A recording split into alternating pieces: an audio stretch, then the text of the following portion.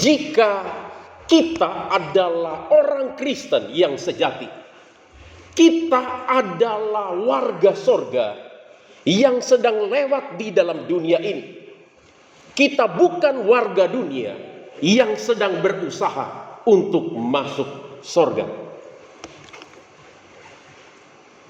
Fans Hafner.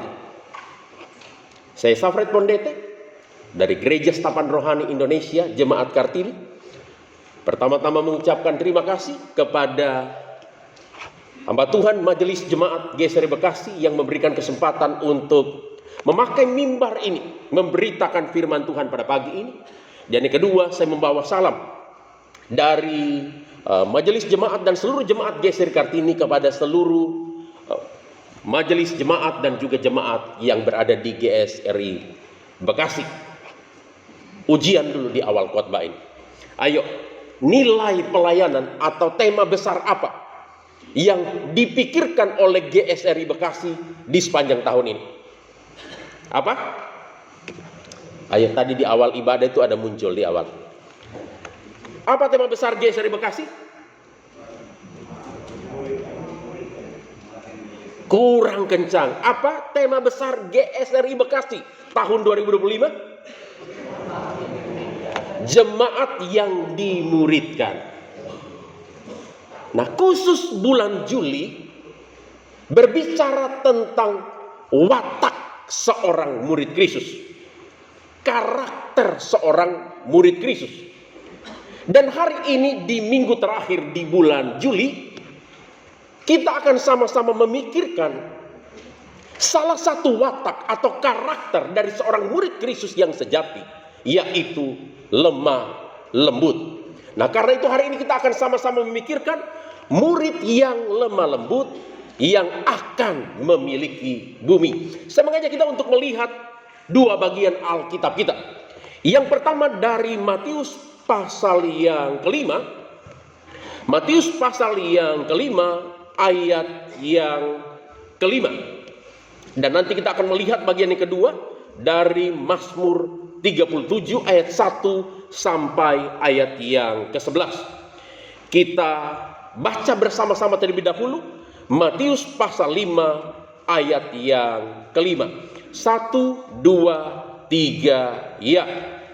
Berbahagialah orang yang lemah lembut, karena mereka akan memiliki bumi. Mari sama-sama kita melihat Mazmur 37 ayat 1 sampai ayat yang ke-11.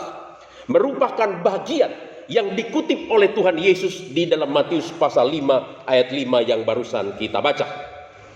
Mazmur 37 ayat 1 sampai ayat yang ke-11. Jika sudah mendapatkannya, kita akan membacanya secara bertanggapan. Saya membaca ayatnya yang pertama, Bapak Ibu Saudara ayat yang kedua, nanti sampai ayat 11 kita baca bersama-sama. Mazmur 37 ayat 1 sampai 11. Ayat 1 mulai dari saya, begini kata firman Tuhan.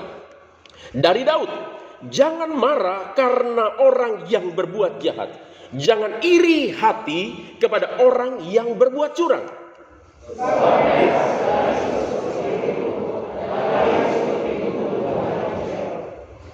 Percayalah kepada Tuhan dan lakukanlah yang baik. Diamlah di negeri dan berlakulah setia.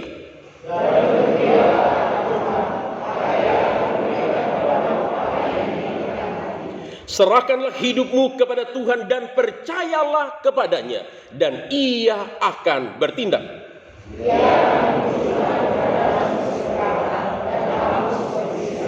Berdiam dirilah di hadapan Tuhan dan nantikanlah Dia. Jangan marah karena orang yang berhasil di dalam hidupnya, karena orang yang melakukan tipu daya.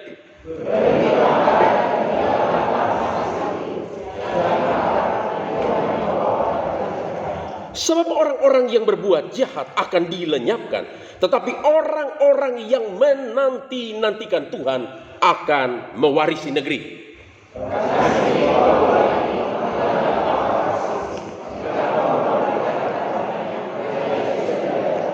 Sama-sama. Tetapi orang-orang yang rendah hati akan mewarisi negeri, dan bergembira karena kesejahteraan yang berlimpah-limpah. Saudara-saudara yang dikasihi oleh Tuhan kita Yesus Kristus, di awal khotbah ini saya akan mengajak kita untuk melihat satu potongan video untuk mengantar kita di dalam perenungan firman Tuhan pada hari ini.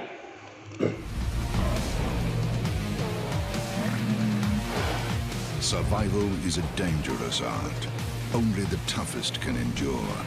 In a brutal lineup of shows, witness the art of the predator.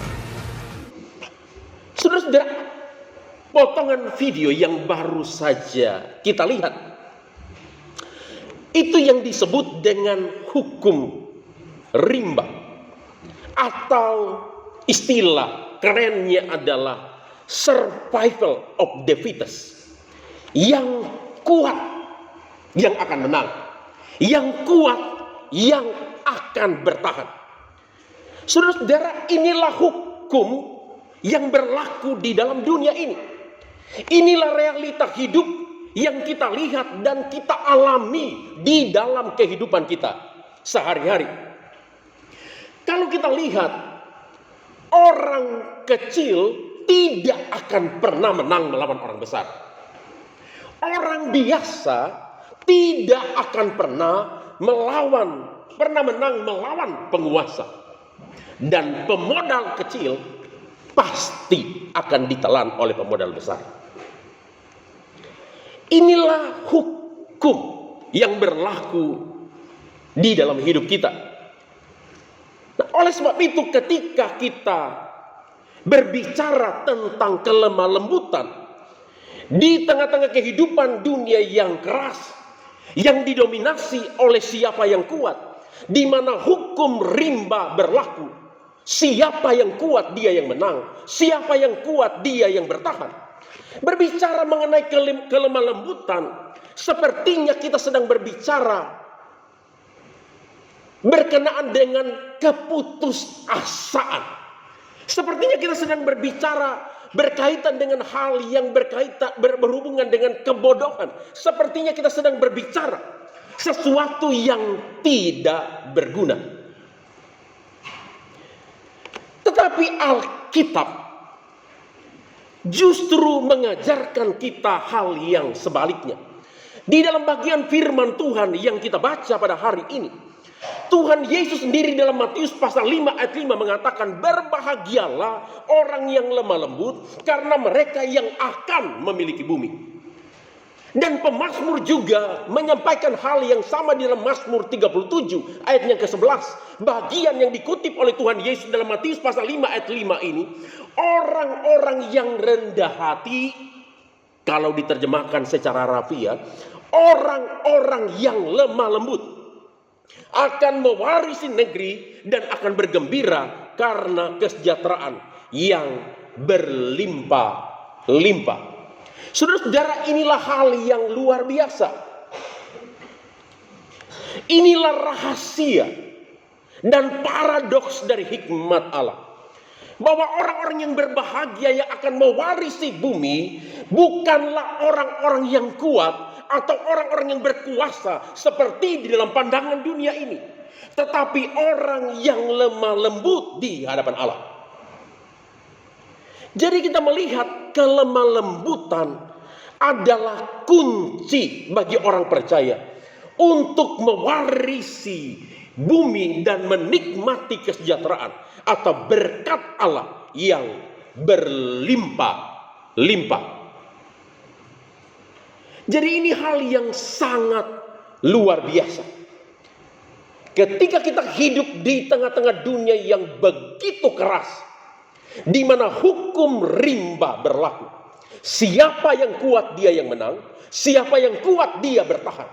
Alkitab justru sebaliknya memberitahukan kepada kita, justru orang-orang yang lemah lembut di hadapan Allah, mereka lah yang akan menang, mereka yang akan mewarisi bumi, mereka yang akan mewarisi berkat-berkat Allah yang berlimpah di dalam hidup mereka.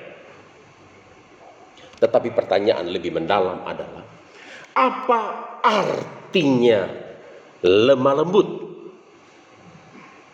Apa artinya seseorang disebut sebagai orang yang lemah lembut? Hal yang pertama yang harus kita pahami, kita mengerti adalah kelemah lembutan itu tidak sama dengan kelemahan atau ketidakberdayaan. Jadi waktu kita bicara tentang lemah lembut, itu tidak sama dengan kelemahan atau ketidakberdayaan.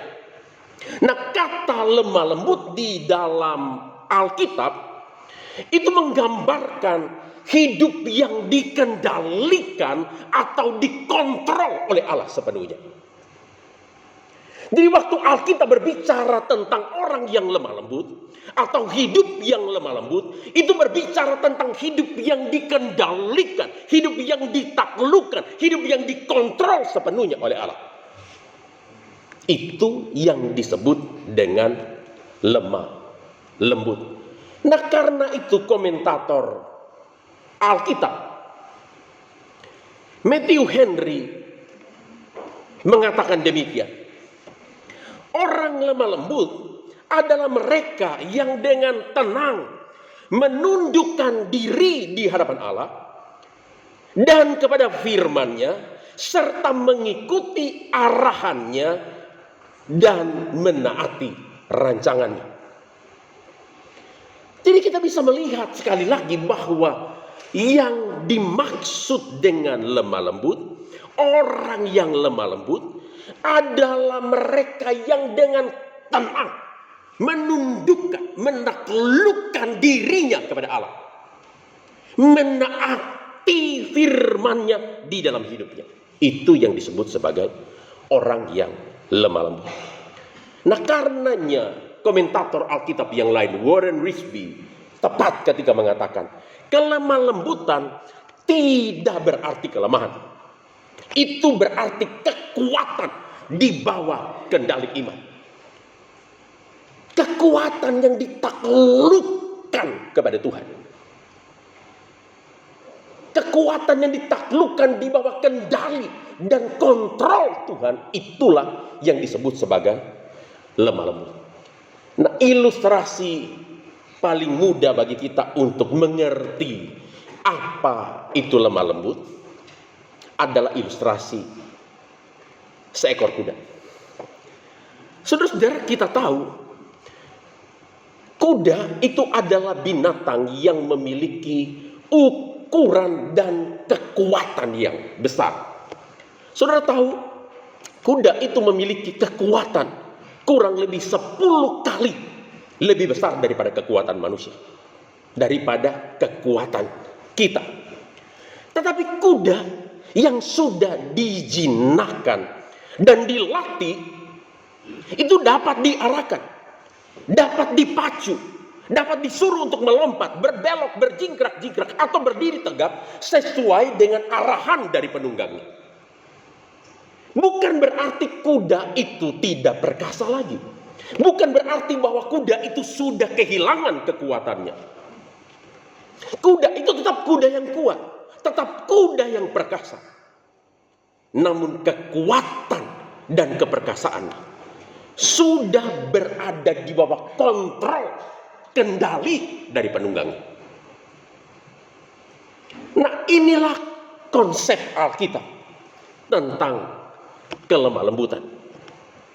Hidup kita yang dulu liar, yang tidak terkendali, hidup kita yang dulu beringas sebelum kita mengenal Allah. Tetapi setelah kita mengenal dan percaya kepada Allah, kita menaklukkan diri kita sepenuhnya di bawah pengendalian dan kontrol Allah. Kita tidak lagi hidup dengan kuat dan gagah kita, tetapi kita hidup oleh kekuatan Roh Allah yang ada di dalam diri kita. Nah, oleh sebab itulah Alkitab memberitahukan kepada kita kelemah lembutan itu merupakan salah satu rasa dari buah roh yang ada di dalam diri orang percaya. Kita memiliki satu buah roh dengan 9 rasa yang berbeda. Ada sukacita, ada damai sejahtera, ada pengendalian diri. Salah satunya adalah kelemah lembutan. Nah, oleh sebab itu Alkitab sekali lagi tidak menggambarkan kelemah lembutan sebagai kelemahan, tetapi sebagai kekuatan atau kuasa bagi orang percaya untuk memiliki bumi, untuk menjadi pemenang di hadapan Allah di dalam dunia yang berdosa ini. Oleh sebab itu hari ini saya akan mengajak kita bersama-sama kembali kepada kebenaran kitab suci, khususnya dari Mazmur 37 ayat 1 sampai ayat yang ke-11, untuk melihat apa karakteristik atau ciri hidup dari orang yang lemah lembut yang akan memiliki bumi itu. Yang pertama, orang yang lemah lembut adalah orang yang dapat mengendalikan amarah. Orang yang lemah lembut adalah orang yang dapat mengendalikan amarahnya. Saudara-saudara, kebenaran ini yang bisa kita lihat dalam Mazmur 37 ayat 1 sampai ayat yang kedua. Lalu juga bisa kita lihat dalam ayat 7 bagian B sampai ayat yang ke-8. Kalau kita membaca Mazmur 37 ini, Mazmur ini adalah Mazmur yang menarik. Mazmur ini adalah Mazmur yang unik. Kalau kita membaca keseluruhan Mazmur ini, maka kita akan menemukan pemazmur, dalam hal ini Daud, mengkontraskan kehidupan orang benar, mengkontraskan kehidupan orang percaya dengan kehidupan orang fasik. Kalau kita membaca di dalam Mazmur ini, maka kita akan melihat kehidupan orang benar itu digambarkan sepertinya kurang berhasil, sepertinya kurang lancar. Orang benar itu sepertinya kurang sukses. Orang benar itu sepertinya kurang gemuk. Sebaliknya, kehidupan orang fasik, kehidupan orang percaya itu digambarkan lebih berhasil, lebih sukses, lebih gemuk daripada orang benar. Tetapi kalau kita membaca ending dari dua jenis kehidupan ini, jelas Alkitab memberitahukan kita akhir hidup yang berbeda. Orang benar endingnya dikatakan mereka akan mewarisi negeri dan bergembira karena berkat Allah yang berlimpah-limpah. Sebaliknya akhir hidup dari orang fasik, mereka akan dibinasakan oleh Allah. Jadi hari ini, ketika kita melihat orang-orang yang ada di sekitar kita, yang mungkin mereka bukan orang-orang yang percaya kepada Allah, kelihatannya hidupnya lebih berhasil, kelihatannya hidupnya lebih sukses, kelihatannya hidupnya lebih gemuk dalam tanda kutip. Tidak usah berkecil hati. Biarkan itu adalah urusan Allah. Urusan kita sebagai orang benar, sebagai orang percaya, adalah menuntut diri atau melihat diri kita bagaimana seharusnya kita hidup dengan benar di hadapan Allah. Nah, kalau kita kembali dalam Mazmur 37 ini, kita akan bertanya siapa orang benar yang dimaksudkan di dalam Mazmur ini. Saudara-saudara, kalau kita membaca di dalam ayat yang ke-11, Mazmur 37 ini mengatakan bahwa orang benar adalah orang yang lemah lembut. Yang terjemahan Indonesia dikatakan rendah hati. Secara harfiah lebih tepat diterjemahkan orang yang lemah lembut. Nah, artinya kelemah lembutan itu adalah salah satu karakteristik atau cara hidup yang harus dimiliki oleh orang benar. Karenanya Alkitab mengidentifikasi orang benar itu sebagai orang yang lemah lembut. Dan hal ini yang dipertegas oleh Tuhan Yesus sendiri ketika mengutip Mazmur 37 ayat 11 ini di dalam Matius pasal 5 ayat 5 yang kita baca tadi. Kita tahu Matius pasal 5 ayat 5 itu merupakan bagian dari khotbah Tuhan Yesus di bukit yang dimulai dari Matius pasal 5 dan berakhir di dalam Matius pasal yang ke-7. Di mana di dalam bagian ini, di dalam khotbah di bukit ini, Tuhan Yesus sedang berbicara tentang etika atau cara hidup anak-anak Allah di dalam kerajaan Allah. Di sini Tuhan Yesus sedang berbicara tentang karakter orang percaya atau murid-murid Kristus di dalam kerajaan Allah yang salah satunya adalah lemah lembut.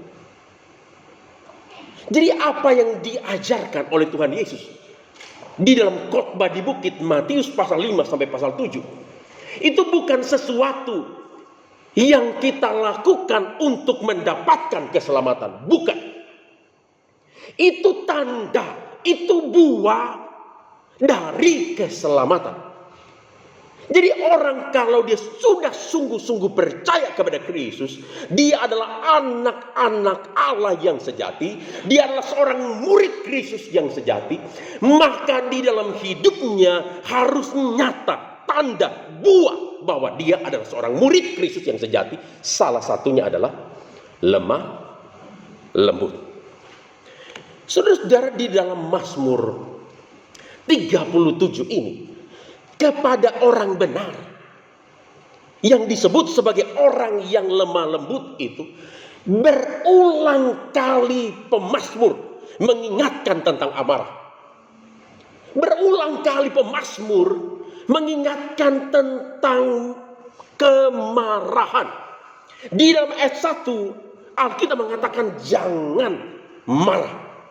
Lalu ayat 7 bagian B diulangi lagi, jangan marah. Ayat 8 bahkan 3 kali peringatan ini muncul. Berhentilah marah, tinggalkan panas hati, dan sekali lagi jangan marah. Saudara-saudara, di dalam konteks ini peringatan jangan marah bukan hanya di dalam hubungannya dengan keberhasilan orang fasik karena mereka akan dibinasakan oleh Allah, tetapi juga menjadi pengingat bahwa amarah yang tidak terkendali hanya akan membawa orang percaya atau membawa orang benar kepada kejahatan. Itu yang dikatakan di dalam ayat 8 bagian B. Dan juga sekaligus tidak menunjukkan karakteristik atau ciri hidup yang orang benar atau orang percaya yang lemah lembut. Jadi pemazmur berulang kali mengingatkan kepada orang benar yang lemah lembut ini, jangan marah, jangan marah, jangan marah, berhentilah marah, tinggalkan panas hati. Bukan hanya karena Allah akan membinasakan orang-orang fasik, orang-orang yang tidak percaya itu pada akhirnya, tetapi juga kemarahan dikatakan di dalam ayat 8 bagian B akan membawa orang percaya, orang benar kepada kejahatan. Sekaligus juga itu menunjukkan atau tidak menunjukkan ciri karakteristik yang seharusnya dari orang benar, yaitu lemah lembut. Nah, sekarang pertanyaan yang lebih penting adalah apa artinya jangan marah? Saudara-saudara yang dikasihi oleh Tuhan, jangan marah itu tidak berarti tidak boleh marah. Nah, yang suka marah-marah tarik nafas dulu. Sudah? Jangan marah itu tidak berarti yang pertama tidak boleh marah. Nah, kata marah di dalam Alkitab itu artinya membakar. Jadi amarah di dalam Alkitab itu digambarkan seperti api. Jika digunakan dengan baik, maka api itu akan berguna bagi kehidupan manusia, bagi kehidupan kita. Di rumah kita semua masak pakai api. Api juga bisa kita gunakan untuk menjadi penghangat di dalam ruangan dan banyak hal yang lain. Jika api itu digunakan dengan baik, dikendalikan dengan benar, maka api itu akan berguna bagi kehidupan kita. Tetapi sebaliknya, jika api itu tidak diawasi, tidak dikendalikan dengan baik, maka ia akan membakar dan menghanguskan segala sesuatu yang ada di sekitarnya. Saudara-saudara, demikian juga amarah yang tidak dapat dikendalikan. Bukan saja akan merusak diri kita, tetapi juga akan merusak orang-orang yang ada di sekitar kita, juga termasuk orang-orang yang kita kasihi. Karena itu Alkitab di dalam ayat 8 bagian B mengatakan, amarah yang tidak dikendalikan akan membawa kita kepada kejahatan. Nah, oleh sebab itulah Alkitab ketika berbicara mengenai jangan marah, itu berarti berbicara bagaimana orang percaya harus mengendalikan atau mengontrol amarahnya. Nah, jadi sekali lagi waktu Alkitab berkata jangan marah, itu tidak berarti tidak boleh marah. Tetapi yang dimaksudkan oleh Alkitab adalah bagaimana kita mengontrol, kita mengendalikan amarah kita dengan baik. Saudara-saudara, marah itu juga adalah anugerah Allah bagi manusia yang dicipta menurut gambar dan rupa Allah. Nah, oleh sebab itu amarah itu harus dikendalikan, harus diawasi, harus dikontrol dengan baik, harus ditaklukkan kepada Allah. Nah, orang yang lemah lembut, orang yang hidupnya dikontrol dan dikendalikan oleh Allah adalah orang-orang yang dapat mengendalikan amarahnya. Nah, karena itu filosof Yunani Aristoteles dengan sangat baik mendefinisikan lemah lembut itu sebagai sifat yang berdiri atau terletak di tengah-tengah dua ekstrim. Ekstrim yang pertama adalah marah yang berlebihan, dan ekstrim yang kedua adalah tidak pernah marah sama sekali. Jadi sifat lemah lembut itu oleh Aristoteles diletakkan di tengah-tengah dua ekstrim ini. Ekstrim yang satu adalah marah yang berlebihan, marah yang meledak-ledak. Sedangkan ekstrim yang kedua adalah tidak pernah marah sama sekali. Jadi sifat lemah lembut itu ada di tengah-tengahnya. Nah, apa artinya? Saudara-saudara, itu berarti bahwa orang yang lemah lembut adalah orang yang marah di dalam waktu yang tepat, dengan ukuran yang tepat, dan tujuan yang tepat. Jadi orang benar yang adalah orang yang lemah lembut itu, kita sebagai orang-orang percaya yang lemah lembut itu, waktu kita marah pada waktu yang tepat, alasannya tepat, tujuannya juga tepat. Nah, karenanya komentator Alkitab Matthew Poole tepat ketika berkata bahwa orang lemah lembut bisa marah. Nah, jadi bisa marah, boleh marah, tetapi mengendalikan amarahnya dalam ketaatan pada kehendak Allah. Jadi sekali lagi, marah yang dikendalikan, marah yang diawasi, marah yang dikontrol. Lalu Matthew Poole berkata mereka tidak akan marah kecuali ada alasan untuk marah. Dan ketika marah, mereka tidak akan berbuat dosa. Nah, sekarang pertanyaan refleksi untuk kita semua yang ada di dalam ruangan ini. Apakah kita semua yang ada di dalam ruangan ini adalah murid-murid Kristus yang lemah lembut? Ayo dijawab. Apakah kita semua yang hadir dalam ibadah pada hari ini adalah murid-murid Kristus yang lemah lembut? Kok nggak kedengaran suaranya? Hampir. Betul sekali. Jawaban atas pertanyaan ini akan sangat bergantung kepada pertanyaan lain. Bagaimana tabiat marah kita hari ini? Apakah kita adalah orang yang dapat mengendalikan amarah? Atau sebaliknya, kita adalah orang yang suka melampiaskan amarah kita kepada orang lain? Di dalam keluarga, apakah kita seorang suami atau seorang istri atau orang tua atau anak, mertua, menantu, saudara bersaudara yang suka melampiaskan amarah kita kepada pasangan kita, kepada orang tua kita, mertua kita, menantu kita, saudara-saudara kita? Ataukah kita orang yang dapat mengendalikan amarah kita dengan baik? Sebagai pimpinan, bos yang ada di kantor, di rumah juga,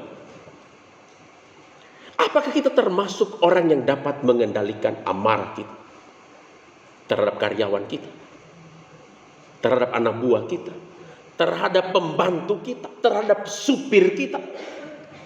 Atau justru sebaliknya, kita orang yang suka melepaskan, meluapkan amarah kita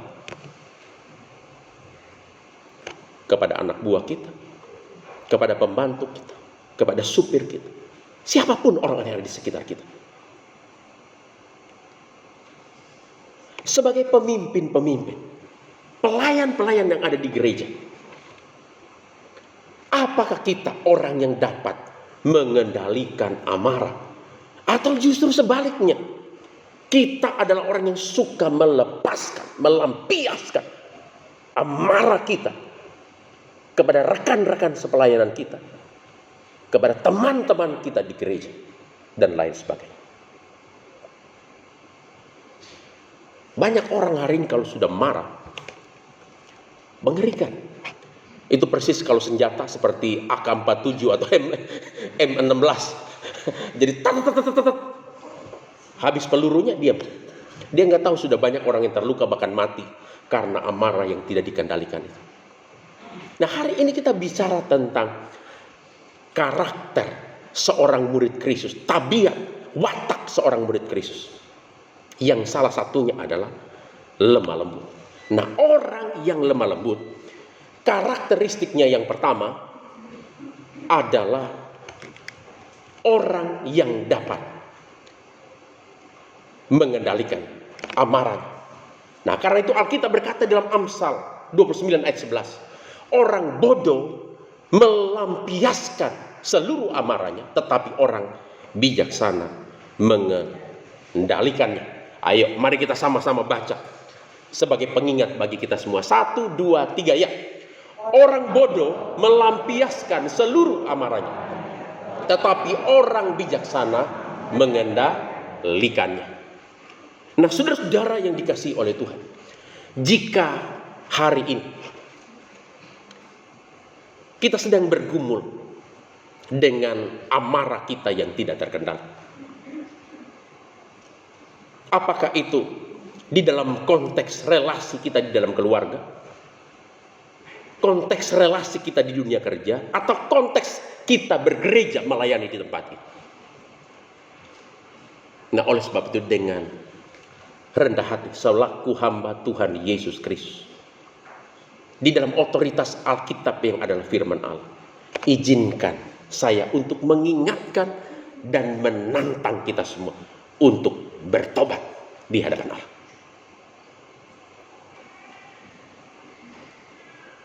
Saudara-saudara, kita harus menaklukkan diri kita sepenuhnya kepada Kristus. Termasuk juga amarah kita. Sehingga kita menjadi pribadi-pribadi yang lemah lembut, yang dapat mengendalikan amarah kita. Taklukkanlah diri kita sepenuhnya kepada Yesus Kristus, Tuhan kita yang lemah lembut itu, yang terlebih dahulu menaklukkan dirinya sepenuhnya kepada kehendak Bapaknya, bahkan sampai mati di atas kayu salib demi kita. Hanya di dalam Kristus yang telah mati dan bangkit mengalahkan kuasa dosa, kita dimungkinkan dan dimampukan untuk hidup lemah lembut seperti Dia. Taklukkanlah diri kita sepenuhnya pada pimpinan Roh Kudus, serta mintalah pertolongan Roh Kudus untuk mengubah kita menjadi pribadi-pribadi yang lemah lembut. Karena orang yang lemah lembut yang akan memiliki bumi adalah orang-orang yang dapat mengendalikan amarahnya. Jadi ini karakteristik pertama dari orang yang lemah lembut atau murid Kristus yang lemah lembut yang akan memiliki bumi, adalah orang yang dapat mengendalikan amarahnya. Yang kedua, karakteristik yang kedua adalah orang yang lemah lembut adalah orang yang percaya dan mempercayakan diri sepenuhnya kepada Tuhan. Saudara-saudara, prinsip atau kebenaran ini yang bisa kita lihat dalam Mazmur 37 ayat 3 sampai ayatnya yang ke-6. Kalau kita membaca di dalam ayat 3 sampai ayat yang ke-6, Alkitab berkata kepada kita demikian: percayalah kepada Tuhan dan lakukanlah yang baik. Diamlah di negeri dan berlakulah setia. Dan bergembiralah karena Tuhan, maka Ia akan memberikan kepadamu apa yang diinginkan hatimu. Serahkanlah hidupmu kepada Tuhan dan percayalah kepadanya. Dan Ia akan bertindak. Ia akan memunculkan kebenaranmu seperti terang dan hakmu seperti siang. Saudara-saudara, firman Tuhan mengingatkan kepada orang benar, mengingatkan kepada orang percaya, yaitu orang yang lemah lembut, agar tidak membuang-buang energi untuk marah kepada keberhasilan orang fasik, untuk tidak marah kepada keberhasilan kepada orang-orang yang tidak percaya, karena pada akhirnya Allah akan membinasakan mereka. Yang harus dilakukan oleh orang benar, yang harus dilakukan oleh orang percaya yang lemah lembut adalah percaya dan mempercayakan diri sepenuhnya kepada Allah. Nah, ini dua hal penting yang dibicarakan oleh pemazmur di dalam ayat 3 sampai ayat yang ke-6 ini. Yang pertama adalah percayalah kepada Tuhan. Dan yang kedua adalah serahkanlah hidupmu kepada Tuhan. Saudara-saudara, ini hal yang penting, dua hal yang berbeda, tetapi saling berkaitan satu dengan yang lain. Hal yang pertama itu berkenaan dengan iman, sedangkan hal yang kedua itu berkenaan dengan tindakan iman. Nah, ini yang menjadi penekanan pemazmur di dalam ayat 3 sampai ayat yang ke-6. Percayalah kepada Tuhan. Serahkan hidupmu kepada Tuhan. Ini bicara tentang iman kita kepada Tuhan dan tindakan iman kita kepada Tuhan. Dan ini adalah hal yang penting yang tidak bisa kita abaikan begitu saja. Karena ketika kita berbicara tentang kualifikasi dari iman yang sejati, iman yang benar, selalu menyangkut dua hal penting ini: percaya dan mempercayakan diri. Nah, saudara-saudara, hari ini ketika kita datang untuk beribadah pada hari ini, ketika kita masuk di dalam ruangan ibadah ini, dan kita duduk di kursi yang kita pilih untuk duduk hari ini, apakah sebelum kita duduk ada yang meragukan kalau kursi yang kita duduki hari ini bisa menopang tubuh kita atau tidak? Ada yang ragu? Kalau saya duduk di sini nanti jangan-jangan roboh. Ada yang ragu nggak? Tidak ada. Kita yakin, kita tahu, kita sadar bahwa kursi yang akan kita duduki itu adalah kursi yang kuat, yang mampu menopang tubuh kita. Itu iman dalam tanda kutip. Nah, waktu kita menyerahkan tubuh kita, diri kita untuk menduduki kursi yang kita percaya mampu menopang tubuh kita, dan kita duduk plak, itu yang namanya mempercayakan diri, tindakan iman. Jadi iman yang sejati itu selalu mencakup dua hal ini. Kalau penjelasan teknisnya begini, jadi iman yang sejati itu menyangkut 3 unsur penting yang harus ada di dalam iman, baru disebut iman yang benar, iman yang sejati. Yang pertama itu istilah teknisnya disebut sebagai notisia. Notisia itu adalah pemahaman atau pengertian tentang apa yang kita percaya. Jadi kita punya pemahaman bahwa kursi yang saya duduki ini adalah kursi yang baik, kursi yang kokoh.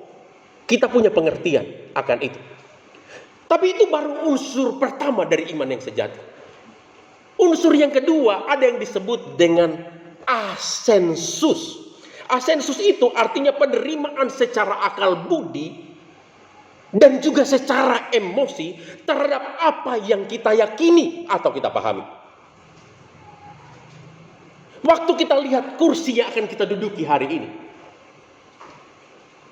secara akal budi, secara emosi, kita menerima, kita setuju. Iya, betul. Kursi ini pasti kuat menopang saya.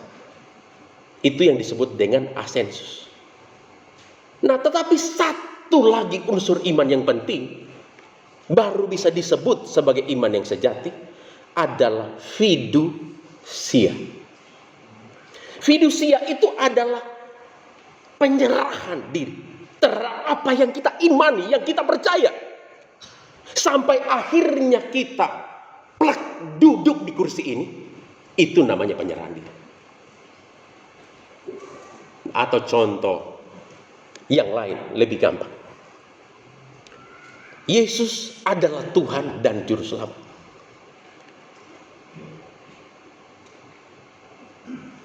Secara notisia, akal budi, pemahaman, kita harus punya pemahaman, pengertian. Siapa itu Yesus Tuhan dan Juru Selamat? Siapa pribadinya? Apa karyanya? Kita harus punya pengertian yang benar tentang itu. Setelah kita punya pengertian siapa Yesus, apa yang dia kerjakan, lalu secara akal budi, secara emosi, kita sepakat, kita setuju betul Yesus Kristus adalah Tuhan dan Juru Selamat yang sudah mati di Golgota untuk menggantikan saya. Saya percaya itu, saya terima itu. Itu faktor emosi. Tapi masih koma. Sampai pada akhirnya saya menyerahkan seluruh hidup saya, menaklukkan seluruh hidup saya kepada Yesus Kristus, Tuhan dan Juru Selamat itu, menjadi Tuhan, menjadi Raja atas hidup saya. Nah, itu iman yang sejati. Dan pemazmur dengan sangat baik merangkumkan 3 unsur iman yang penting itu di dalam kalimat percaya dan mempercayakan diri. Nah, saudara-saudara yang dikasihi oleh Tuhan, orang lemah lembut adalah orang yang percaya dan mempercayakan diri sepenuhnya kepada Allah. percaya dan mempercayakan diri sepenuhnya kepada Allah sama artinya dengan memberi hidup untuk dikontrol atau dikendalikan oleh Allah. Percaya dan mempercayakan diri sepenuhnya kepada Allah adalah kunci kekuatan dan kemenangan untuk orang percaya atau orang yang lemah lembut.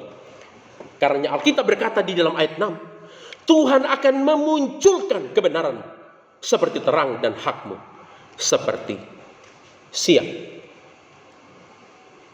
Ketika kita percaya dan mempercayakan diri kita kepada Allah, maka Dia akan membela segala perkara kita dan akan memberikan kemenangan kepada kita. Saudara-saudara, itulah sebabnya mengapa Tuhan Yesus di dalam Matius pasal 5 ayat 5 tadi berkata, berbahagialah orang yang lemah lembut, karena mereka akan memiliki bumi. Dan itulah sebabnya mengapa pemazmur di dalam Mazmur 37 ayat 11 berkata, orang yang lemah lembut akan mewarisi negeri dan akan bergembira karena kesejahteraan yang berlimpah-limpah. Kalau hari ini kita merasa hidup kita tertekan, apakah kita merasa apa yang seharusnya menjadi hak kita justru dirampas oleh orang lain? Apakah kita merasa diperlakukan semena-mena dan tidak adil oleh orang lain? Alkitab berkata, percaya dan percayakanlah dirimu kepada Tuhan. Dia akan membela segala perkara. Apakah hari ini kita sedang berada di dalam pergumulan hidup yang berat? Karena masalah di dalam keluarga kita, masalah di dalam rumah tangga kita, masalah di dalam bisnis kita, masalah di dalam pekerjaan kita, masalah di dalam studi kita, masalah dengan kondisi ekonomi kita yang sulit, masalah dengan kondisi kesehatan kita, atau kondisi kesehatan orang-orang yang kita kasihi yang benar-benar sangat mengkhawatirkan. Firman Tuhan berkata, percaya dan serahkanlah hidupmu kepada Tuhan, maka Ia akan bertindak. Ketika kita sepenuhnya percaya dan mempercayakan diri kepada Tuhan, Dia akan memberi kita kekuatan dan kemenangan. Itulah sebabnya Tuhan Yesus di dalam Matius pasal 11 ayat 28 berkata, marilah kepadaku semua yang letih, lesu dan berbeban berat, aku akan memberi kelegaan kepadamu. Saudara-saudara, di dalam ayat ini Tuhan Yesus memberi undangan kepada semua orang yang merasa lelah, yang berbeban berat dan menderita, untuk datang kepada Dia, untuk percaya dan mempercayakan diri sepenuhnya kepada Dia. Sebab Dia sanggup memberi kelegaan, Dia sanggup memberi kelepasan, Dia sanggup memberi kemenangan bagi kita.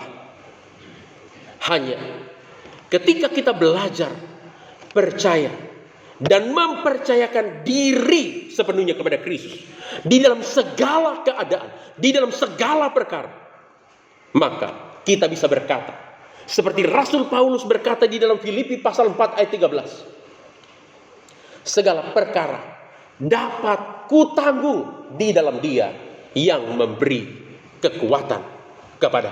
Segala perkara dapat kutanggung di dalam Kristus yang memberi kekuatan kepada. Jadi orang yang lemah lembut, yang akan memiliki bumi, adalah orang-orang yang sungguh-sungguh percaya dan mau mempercayakan diri sepenuhnya kepada Tuhan. Itu karakteristik yang kedua. Karakteristik yang ketiga, yang terakhir, murid-murid Kristus yang lemah lembut yang akan memiliki bumi adalah orang yang selalu menantikan Tuhan di dalam hidupnya. Ini ciri atau karakteristik hidup orang yang lemah lembut, adalah orang yang selalu menantikan Tuhan di dalam hidupnya. Saudara-saudara, kebenaran ini yang bisa kita lihat di dalam ayat 7 bagian A, lalu ayat 9 sampai ayat yang ke-10. Alkitab mengatakan demikian. Berdiam dirilah atau beristirahatlah di hadapan Tuhan dan nantikan Dia. Lalu ayat 9 bagian B dikatakan sekali lagi, orang-orang yang nantikan Tuhan akan mewarisi negeri. Saudara-saudara, jadi kita melihat sepanjang Mazmur ini, pemazmur dengan konsisten mengingatkan kepada orang benar, yaitu orang yang lemah lembut itu, agar jangan marah karena keberhasilan hidup orang fasik, orang yang tidak percaya. Karena mereka pada akhirnya akan dilenyapkan, akan dibinasakan oleh Allah. Tetapi hal yang harus dilakukan oleh orang benar yang lemah lembut adalah berdiam diri di hadapan Tuhan dan menantikan Dia di dalam hidup mereka. Dengan kata lain, perkara orang fasik itu adalah urusan Tuhan. Urusan orang percaya yang lemah lembut itu adalah berdiam diri dan menantikan Tuhan. Jadi urusan orang-orang yang tidak percaya itu, walaupun kelihatannya mereka lebih sukses, lebih berhasil daripada kita, itu biar saja urusan Tuhan, jangan diurus.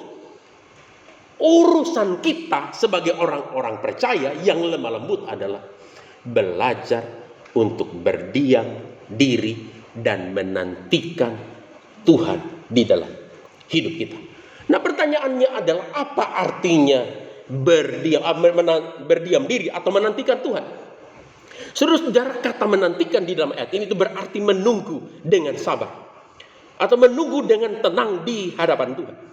Jadi menantikan Tuhan itu sangat berkaitan dengan menunggu dengan sabar atau dengan tenang Tuhan bertindak di dalam hidup kita. Menantikan Tuhan itu sangat erat kaitannya dengan kita menunggu Tuhan untuk bertindak atas hidup kita. Dan di tengah-tengah godaan dan tawaran dunia yang serba instan ini, menunggu atau menanti dengan sabar Tuhan bertindak di dalam hidup kita, itu adalah satu hal yang sangat penting. Karena di dalam dunia kita hari ini,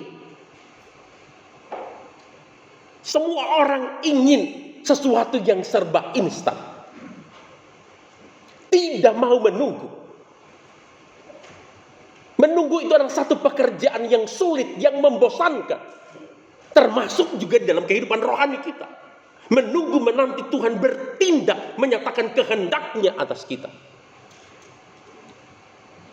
Kita terlalu sering buru-buru untuk melakukan apa yang kita kehendaki daripada menantikan Tuhan untuk menyatakan apa yang Dia kehendaki untuk kita lakukan di dalam hidup kita. Jadi di tengah-tengah dunia kita hari ini yang serba instan, berdiam diri menantikan Tuhan itu adalah satu hal yang sangat penting dan harus kita lakukan. Hari ini banyak orang yang tidak sabar menantikan Tuhan bertindak di dalam hidup. Misalnya, banyak orang ketika melihat orang lain lebih berhasil, melihat tetangga lebih berhasil, pengen juga cepat-cepat berhasil, pengen juga cepat-cepat kaya. Makanya saran saya, jangan sering-sering lihat Instagram. Makin sering lihat Instagram, tendensi kita makin naik.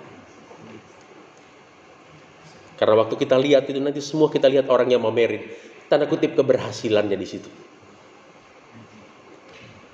Kita lihat sekali, tambah amlodipin. Kita lihat 2 kali, amlodipin gak mempan, gantikan dersatan. Kita lihat 3 kali, kolesterol naik. Kita lihat 4 kali, bisa stroke. Padahal yang digambarkan, ditampilkan di situ belum tentu real. Nah, tetapi hari ini banyak orang memang waktu melihat orang lain lebih berhasil, melihat tetangga mungkin lebih kaya, pengen cepat-cepat berhasil, pengen cepat-cepat kaya. Itu tidak salah.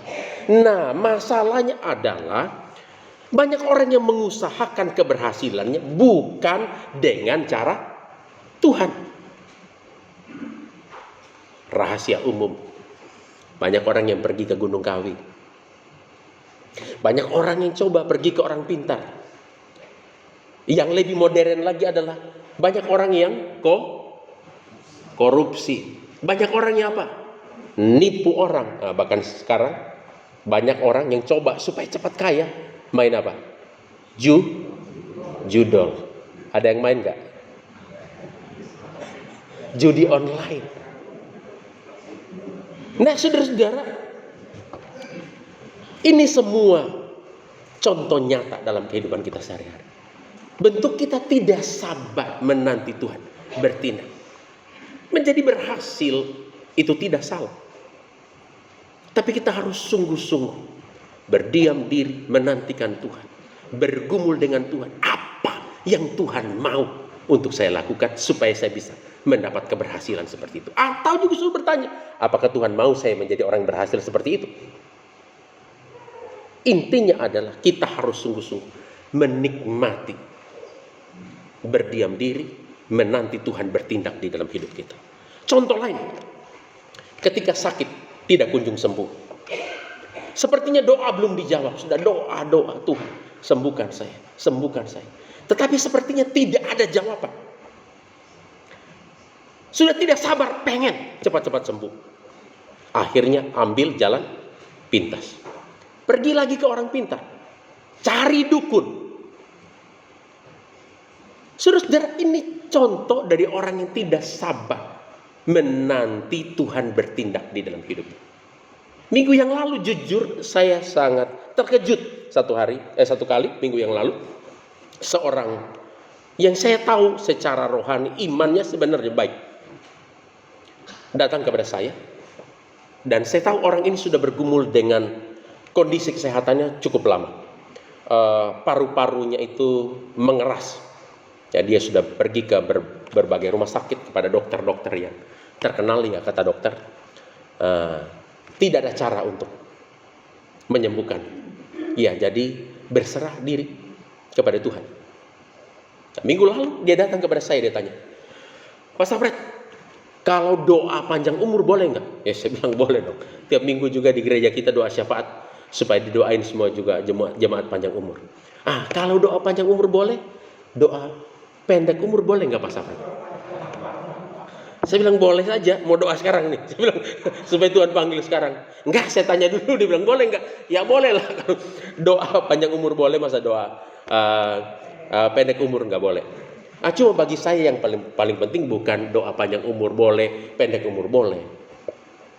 Bagaimanapun kondisi keadaan kita hari ini, saya kasih tahu Bapak ini.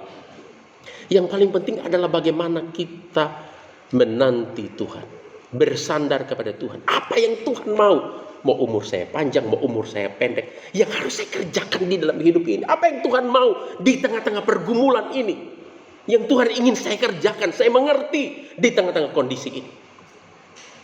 Dan lebih bikin saya shock, dia bilang, minggu lalu Pak Safred, saya pergi ke orang pintar. Dia sebut salah satu pemimpin agama. Saya pergi ke orang pintar. Saya bilang, ngapain? Ya saya tanya, coba tolong liatin bagaimana nasib saya, hidup saya berapa lama lagi. Saya bilang, apa jawabannya? Saya pengen tahu juga nih. Ya dia bilang sama juga, ya udah Bapak nikmati hidup aja. Ya udah, saya juga nggak bisa pastikan mau berapa lama lagi hidup Bapak. Saya bilang, Pak, ngapain buang-buang uang banyak ke sana, mendingan kasih saya. Nanya ke sono, ya jawabannya juga pasti begitu. Saya bilang, saya bukan tidak berempati dengan kondisi kesehatan Bapak. Saya sangat berempati. Setiap hari saya mendoakan. Saya sering berbicara dengan orang ini juga secara pribadi. Tetapi apa yang Bapak lakukan sebagai orang percaya, sebagai orang Kristen? Pergi ke orang pintar itu menanyakan bagaimana hidup Bapak, berapa lama lagi Bapak akan hidup. Mohon maaf, saya bilang, saya bukan tidak berempati dengan kondisi kesehatan Bapak. Itu dosa di hadapan Allah. Bapak harus bertobat. Dan puji Tuhan, dia dengan rendah hati mau menerima. Iya Pak Safred, doakan saya, minta ampun kepada Tuhan. Saya doakan. Ini hanya contoh kecil. Banyak contoh lain di dalam hidup kita. Kita tidak sabar menanti Tuhan bertindak di dalam hidup kita. Ketika kita mengalami pergumulan hidup yang berat, sepertinya tidak ada jalan keluar. Kita lebih tertarik pada solusi instan. Kita lari kepada dukun, kepada orang pintar, daripada bergumul dengan Tuhan untuk mencari solusi dan atas masalahnya, dan mencari apa maksud Tuhan di dalam pergumulan itu. Dan hari ini banyak juga anak-anak muda yang lebih suka mencari jalan pintas untuk menemukan pasangan hidup. Misalnya, mencari pasangan hidup yang tidak seiman hanya karena alasan cinta. Walaupun kemarin saya berkhotbah pernikahan, bahwa pernikahan itu tidak boleh dibangun hanya berdasarkan cinta. Kalau pernikahan hanya dibangun berdasarkan cinta, buktinya di Indonesia setiap tahun kasus perceraian itu 400.000 kasus yang tercatat. Kalau tesisnya orang menikah karena cinta, kenapa setiap tahun orang harus 400.000 bercerai? Itu tandanya bahwa cinta saja tidak cukup menjadi dasar pernikahan. Kristus yang harus menjadi dasar pernikahan. Tetapi hari ini banyak anak-anak muda, ya karena tidak sabar menunggu Tuhan bertindak, pengen cepat-cepat dapat pasangan hidup. Karena alasan cinta, karena alasan usia. Mungkin lihat teman-teman lainnya sudah menikah, kok saya sudah kepala 3 belum menikah. Karena tekanan sosial, pergi kemana-mana ditanya, kapan kamu, kapan kamu, kapan kamu. Akhirnya ambil jalan pintas, menikah dengan orang yang tidak seiman, yang tidak percaya kepada Tuhan. Saudara, hal-hal seperti ini yang tidak boleh kita lakukan. Alkitab mengingatkan kepada kita, kita harus sabar menantikan Tuhan bertindak di dalam hidup kita. Jadi sekali lagi pertanyaannya, apakah kita adalah orang yang lemah lembut? Jawabannya sangat bergantung kepada apakah kita adalah orang yang sabar menunggu atau menantikan Tuhan bertindak di dalam segala perkara hidup kita. Orang yang lemah lembut adalah orang yang selalu sabar menantikan Tuhan bertindak di dalam hidupnya. Kekuatan dan kemenangan murid Kristus yang lemah lembut adalah selalu menantikan Tuhan bertindak di dalam hidupnya dalam segala perkara dan keadaan. Nah, oleh sebab itulah pemazmur di dalam ayat 11 berkata, orang yang lemah lembut yang akan mewarisi negeri akan bergembira karena kesejahteraan yang berlimpah-limpah. Itulah rahasia besarnya. Mengapa Tuhan Yesus berkata dalam Matius pasal 5 ayat 5, berbahagialah orang yang lemah lembut karena mereka akan memiliki bumi. Dan itulah juga sebabnya mengapa Mazmur di bagian akhir Mazmur 37 ini, tepatnya ayat 34, sekali lagi berkata, nantikanlah Tuhan dan tetap ikutilah jalannya, maka ia akan mengangkat engkau untuk mewarisi negeri, dan engkau akan melihat orang-orang fasik dilenyapkan. Saudara-saudara, murid lemah lembut yang akan memiliki bumi. Setidaknya 3 karakteristik atau ciri hidup dari seorang murid Kristus yang lemah lembut yang akan memiliki bumi yang bisa kita pelajari dari Mazmur 37 ayat 1 sampai 11 hari ini. Mari sama-sama kita baca untuk menyimpulkan khotbah hari ini. Yang pertama apa? Dapat mengendalikan amarahnya. Yang kedua, percaya dan mempercayakan diri sepenuhnya kepada Tuhan. Yang ketiga, selalu menantikan Tuhan di dalam hidupnya. Saya tutup dengan satu kutipan dari pepatah Tionghoa kuno yang mengatakan demikian. Jika ada kelemah lembutan di dalam hati, maka ada keindahan di dalam karakter. Jika ada keindahan di dalam karakter, maka ada kerukunan di dalam rumah. Jika ada kerukunan di dalam rumah, maka ada ketentraman di dalam negeri. Jika ada ketentraman dalam negeri, maka ada damai di atas bumi. Saudara-saudara, menurut pepatah ini kunci keindahan karakter, kunci keindahan rumah tangga, kunci keindahan negeri, bahkan keindahan bumi adalah kelemah lembutan. Tetapi jauh sebelum pepatah Tionghoa kuno ini ada, Tuhan Yesus sudah berkata, berbahagialah orang yang lemah lembut, karena mereka akan memiliki bumi. Bahkan pemazmur jauh lebih dulu berkata, orang yang lemah lembut akan mewarisi negeri dan akan bergembira karena kesejahteraan yang berlimpah-limpah. Dan karena itulah Rasul Paulus mengingatkan setiap orang Kristen yang sejati, termasuk kita hari ini, hendaklah kamu selalu lemah lembut. Kita berdoa.